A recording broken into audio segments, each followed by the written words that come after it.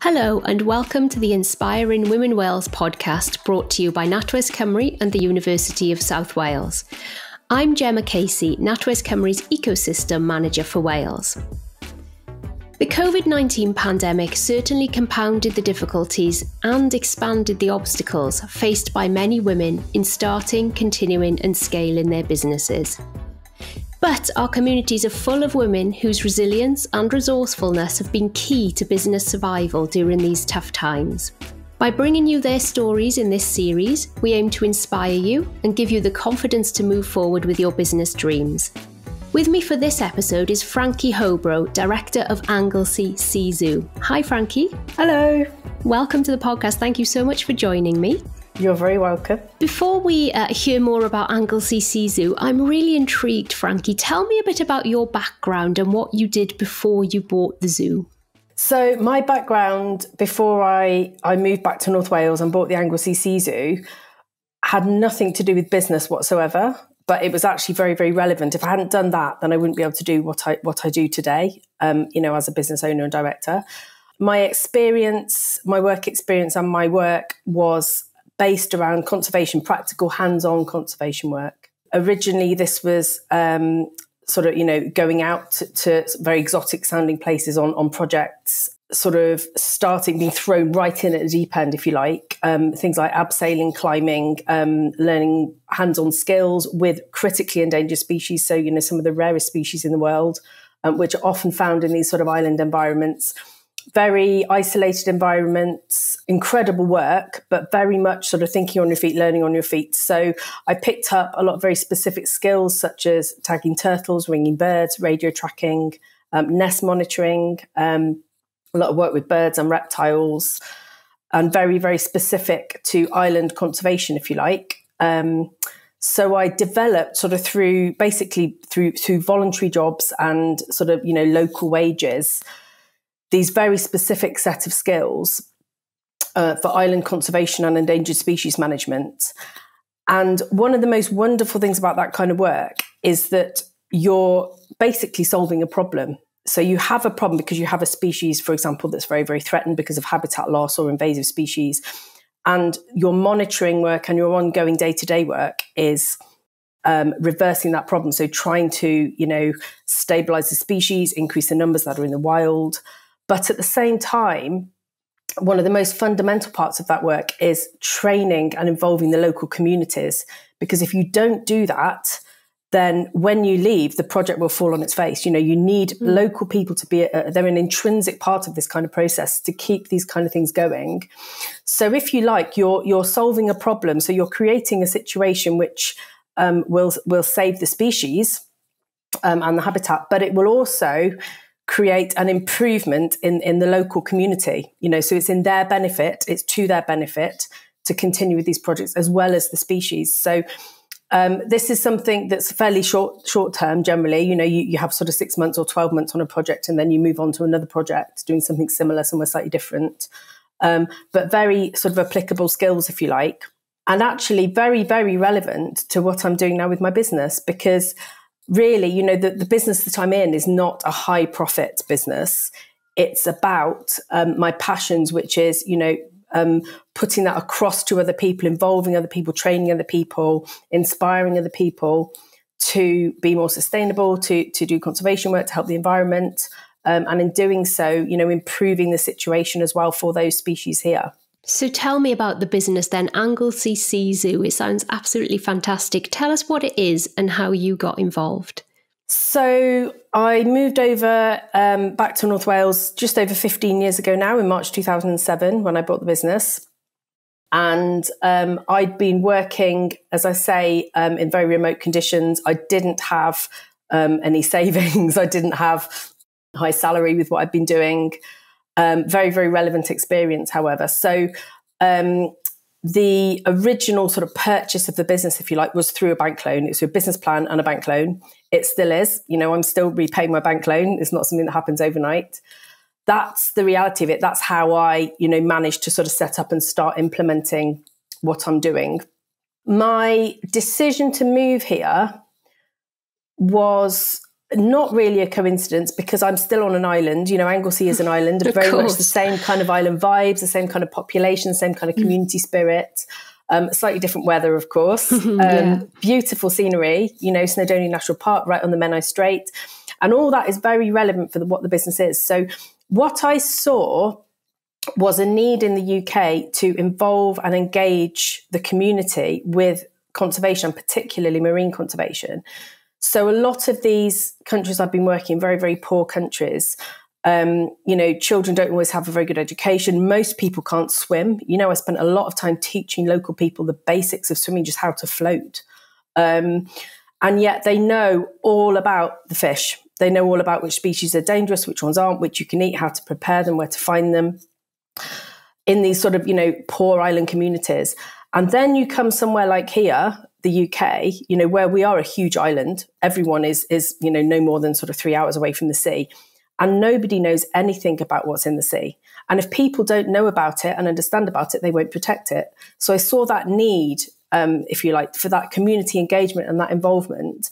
And I also saw it as an opportunity, because the situation of the business here, the Anglesey Sea Zoo, the actual aquarium, is incredibly unique. There's only 4 aquariums in the world that are able to have a constant supply of fresh seawater, and can maintain that throughout. So all the water comes from the Menai Strait and it goes back into the Menai Strait. So it's an open system, if you like, a natural system.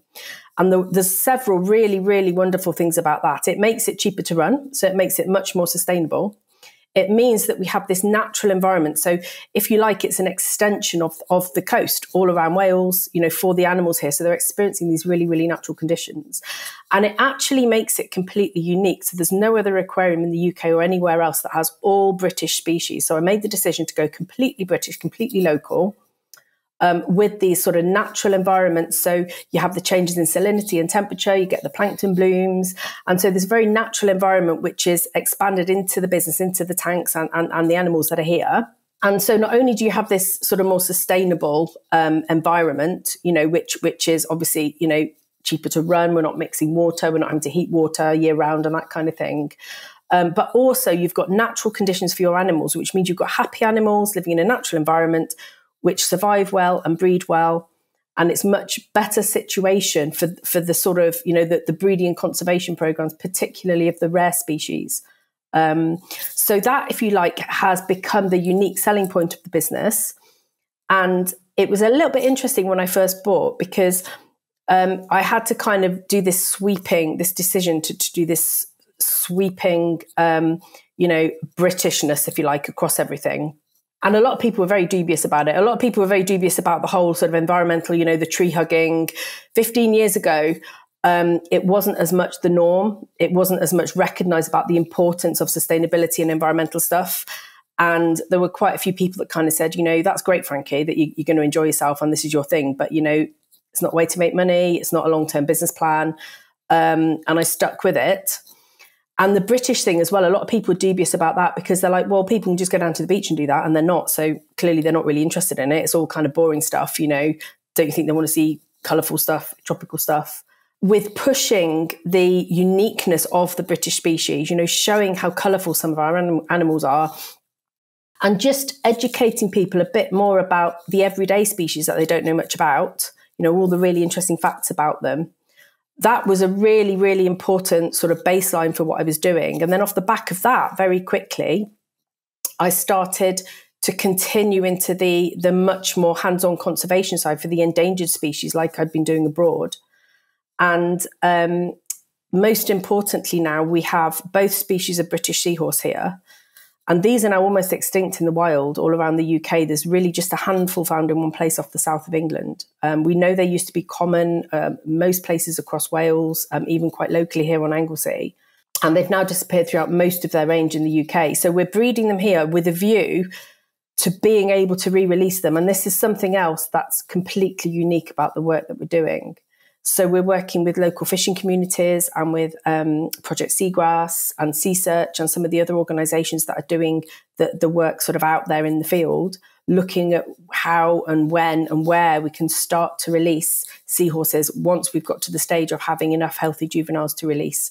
And similarly, we have a similar project with the spiny lobster as well, which again used to be common and has now disappeared throughout almost all of its range in Europe. So we've got this really wonderful combination of the kind of everyday stuff that's really, really cool and exciting and interesting and teaching people all about, and the things that a lot of people will never have realised even existed, and they certainly haven't seen. Yeah, I mean, I must say some of those names are certainly new to me. It's absolutely fascinating. And I want to pick up on something you said there, Frankie, where you talked about holding firm. You know, you had this idea that you wanted the sea zoo to have a USP of British species, but there were some doubters. Where do you think you found the confidence to stand your ground and say, no, this is what I think is going to work, this is what I think we need to do, and I'm going to carry on and do it? Where did that confidence come from? I suppose the confidence was the knowledge that I had this long-term vision. It was part of a long-term plan. And that definitely came from this sort of experience and training in conservation. You know, it's a very different way of looking at a business. And you know, it's very much not short-term gratification. You know, doing anything sustainably, you have to be looking at the long term, at the sustainability of it. You know, the longer term investments, so short-term sacrifice of profits and things like that. And I think because I wasn't driven by the money-making side of it, you know, that wasn't my idea of success. My idea of success is inspiring and encouraging others and motivating people in a positive way for positive change to make a real difference. As long as the financials were stacking up, as long as I knew that I was, you know, making enough money to pay my staff and keep the business running, then I was very happy to make short-term investment sacrifices, if you like, in the short term for longer-term gain. And a really good example of that is my solar panels. So I was really hoping from early on when I bought to get solar panels, and I realised I was going to have to take a loan or something out to get them. There wasn't any particular funding in place or anything really beneficial to enable me to get them. So eventually in 16, 17, over the winter, I took out a loan for £70,000 to get 50 kilowatts of solar panels. And I didn't really have any funding or support for that because the feed-in tariff had come and gone, and it was all it was very much me just thinking, right, this is something that I'm going to do. I looked at the projections and I thought, yeah, this is something that I can manage. I can repay the loan over however many years, you know. And I got 2 electric car chargers off the solar panels. So obviously they're, you know, they're completely sustainable, you know, because they're charged off solar. And I've now pretty much finished paying off the loan for the solar panels. I'm no better off than I would have been with a view to getting funding for it. So if I hadn't made that decision, I wouldn't have them today if I hadn't made the decision to take the loan out. And as you can imagine, with the current energy crisis that we have, I'm incredibly glad that I made that decision. And, you know, there was a lot of weighing up, and I was aware that, you know, I may struggle short term to repay those loans and get it all established. But I suppose it is a gamble, but it's a gamble with enough knowledge and experience behind you to know that, you know, so long as the short term works, the longer term will look after itself, if you like. There's a theme here, isn't there, about that long-term strategy and taking the long view, definitely. You've touched upon the really obvious skills that you brought from your career in conservation and how you've brought those to bear on the business clearly. But a lot of what you've talked about there, I imagine that your experiences of living on remote islands, completely outside of the culture you've grown up in, would have taught you a lot as well. Do you find that the skills that you learned in what was the day job, albeit a really different and unusual day job, do those skills transfer across into running a business? Because one of the things that we hear a lot is that a lot of women starting a business believe they don't have the right skills. They just tell themselves that. What's your experience of moving from a career into a business and transferable skills? Yeah, so this is a very interesting one. I think women are very quick to undersell themselves. I think we don't always realise how capable we are.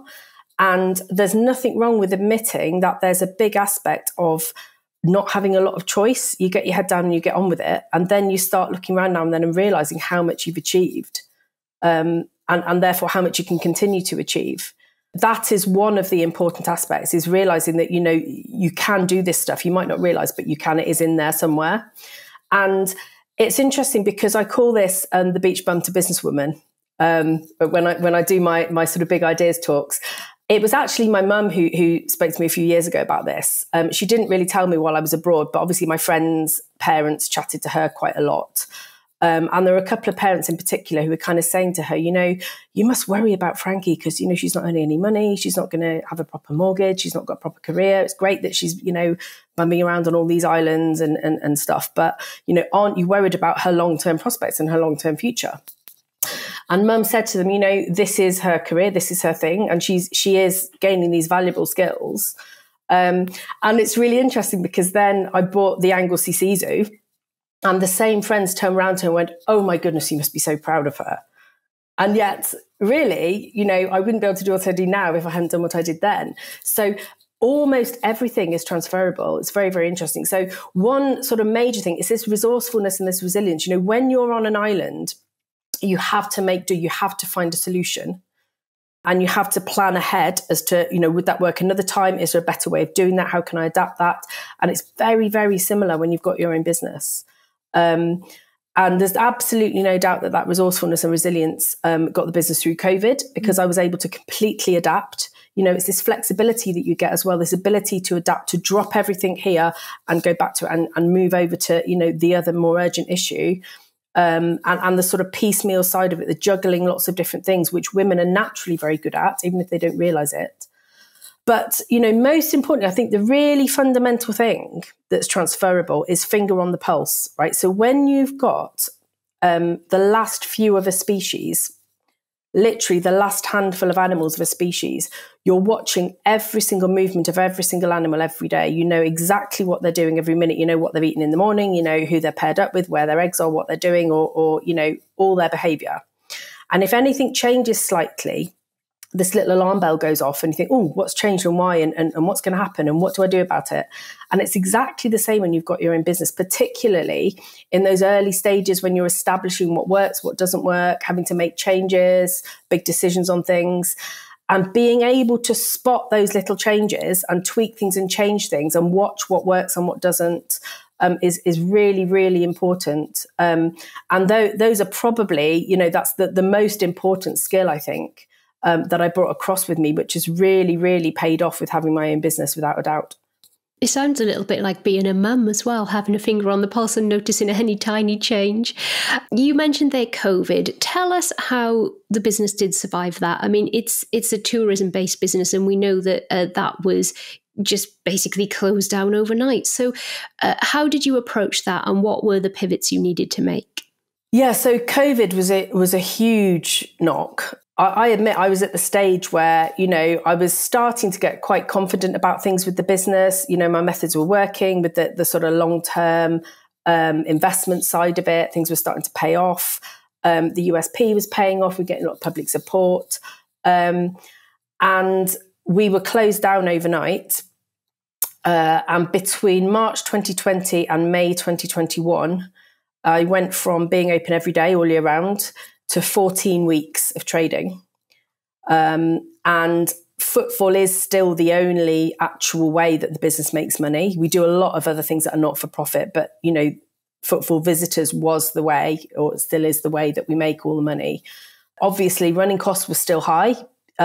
Approximately, depending on the time of year, £18,000 to £22,000 a month for running costs. Obviously, some was covered with furlough, but the problem I had was that we had to keep things running. So I had to keep the staff here. So I had to find wages to pay the staff to keep things running. It was definitely a very testing time. I did lose some staff during that period. Before we sort of reopened properly in May 21, I'd lost about 4 or 5 of what I considered to be my key staff. But now I'm in a much stronger position. The business is in a stronger position. My staff, I'm in a stronger position with my team. And it's interesting because in a way, it's all a little bit of a blur, those 2 years.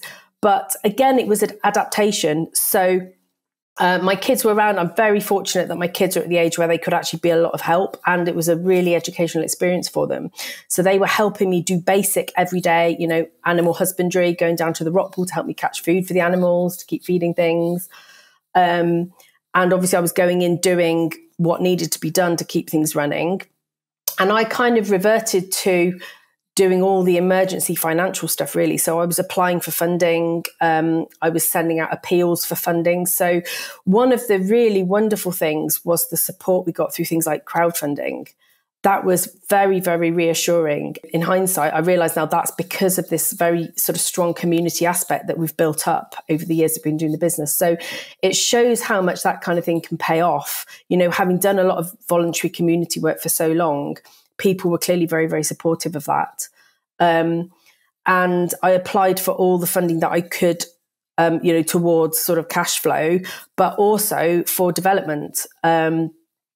And again, probably the sort of planning head paid off with that respect. So I'd got a pretty good idea of an expansion project, an improvement project I wanted to do to kind of create a new exhibit for one of our ongoing exhibits that was very old.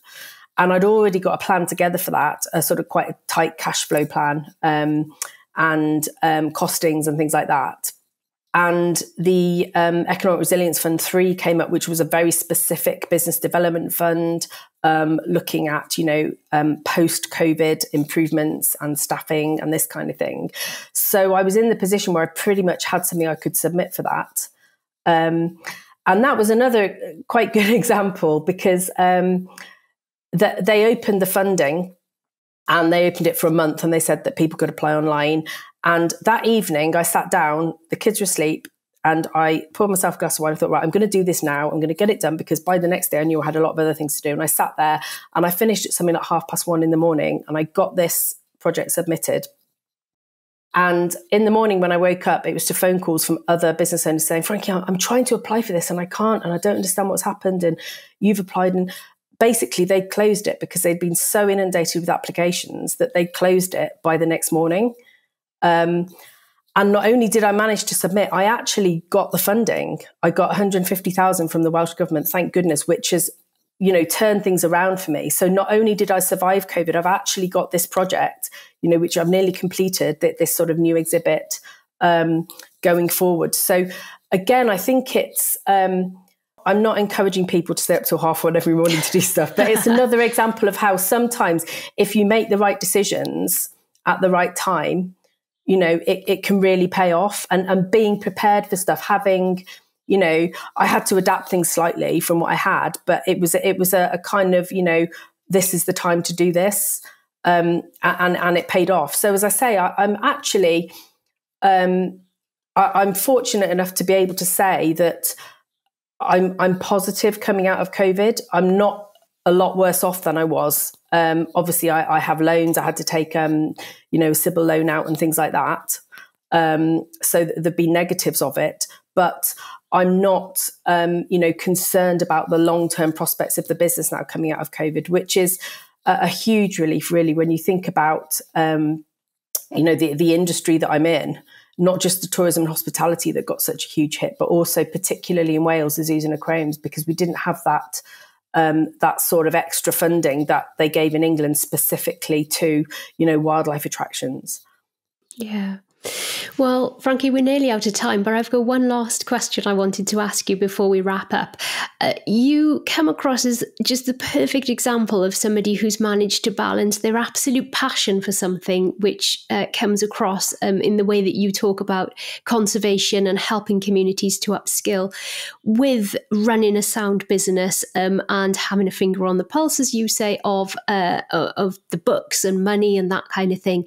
For somebody listening to this who knows what their passion is, they might be starting out in that, but they might be sort of nervous about balancing their passion with the business side of things.